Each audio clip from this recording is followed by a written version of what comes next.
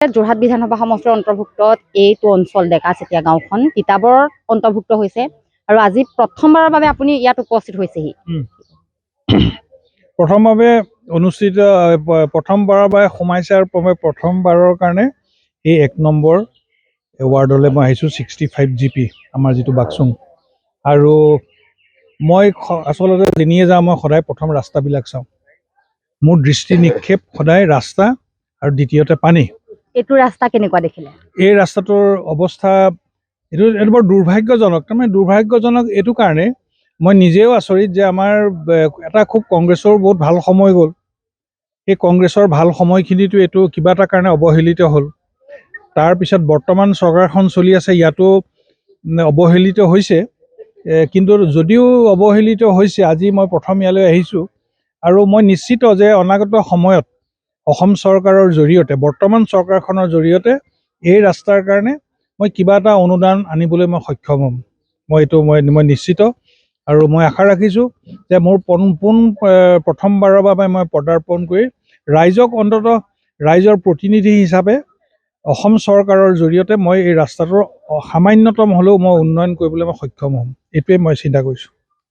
আমি ND24ও কেইবাবাৰো ইয়াৰ পৰা বাতৰি সম্প্ৰচাৰ কৰিছোঁ। আমাৰ মুখ্য সম্পাদক মহোদয়েও শ্ব' কৰিছে এইটো অঞ্চলৰ সমস্যাক লৈ।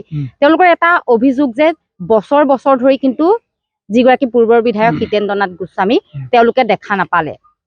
সেই যিবোৰ তেওঁলোকৰ সমস্যা আপুনি সমাধান কৰিবলৈ সক্ষম হ'বনে? মই নিশ্চয়কৈ, কাৰণ মই সদায় কৈছোঁ যে মই বিধানসভাটো সদায় একেখিনি কথাই কওঁ, গ্ৰাম্যাঞ্চলৰ উন্নয়ন।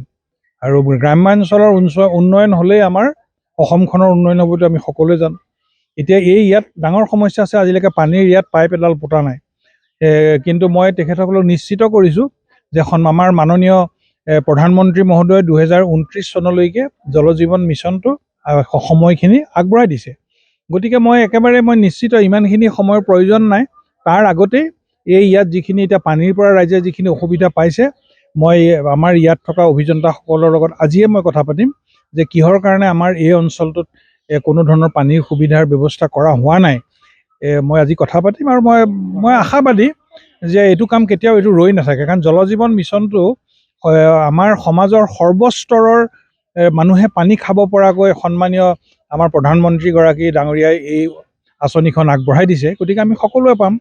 আৰু ৰাস্তাৰ কথাটো মই কৈছোৱে, মই কেৱল গাঁৱৰ মাজৰ এইটো ৰাস্তাই নহয়, মূল ৰাস্তাটো কিন্তু অধিক শোচনীয় হৈছে। এইটো ৰাস্তাবিলাক ভাল হ'ব। আপোনালোকে মন কৰিব যে তিতাবৰ সমষ্টিত মই অসম চৰকাৰৰ সহযোগত আমি যথেষ্টখিনি ৰাস্তা ইতিমধ্যে আমি তিতাবৰ সমষ্টিত আমি কৰিবলৈ আমি সক্ষম হৈছোঁ আৰু বহুত ৰাস্তা বনাবলৈ আছে। কিন্তু আমাৰ দেশখনৰ অৰ্থনৈতিক যিটো অৱস্থা, এই অৱস্থাটো চাই আমি ক্ৰমাগতভাৱে আমি ৰাস্তাবোৰ যদি ভালকৈ বনাই যাওঁ আৰু এক দীৰ্ঘম্যাদী যদি আমি এটা পদক্ষেপ লওঁ, ৰাস্তাবোৰ মানে বছৰ নাই, 3 বছৰ 4 বছৰ মূৰে যিটো পিৰিয়ডিক ৰিপেয়াৰ, এইটো যদি আমাৰ যি লোক নিৰ্মাণ বিভাগত যদি আমি সোমোৱাই ল'ব পাৰোঁ, তেতিয়া মই নিশ্চিত যে আমাৰ ৰাস্তাবোৰ মানে ভাঙিবলৈ আৰম্ভ কৰাৰ আগতেই এই ৰাস্তাবিলাক যদি আমি বনাবলৈ লওঁ, তো এটা সময়ত অসমত ভঙা ৰাস্তা আমি নেদেখা হৈ যাম।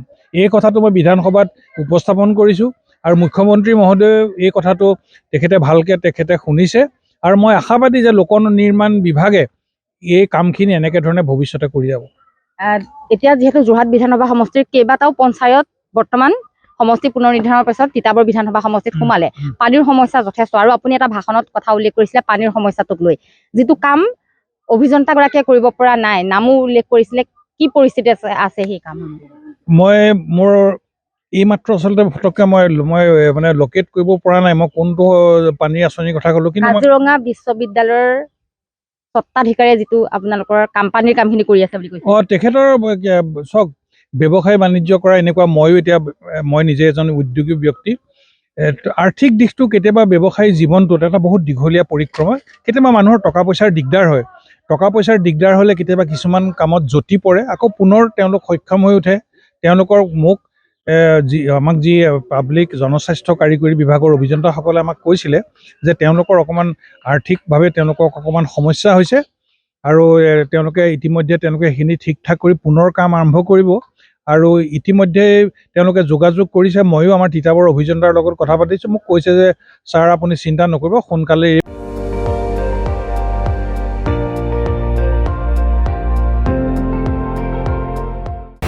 আপুনি চাই আছে ND24, সৰ্বশ্ৰেষ্ঠ নহয় সৰ্বোত্তমৰ দৌৰত।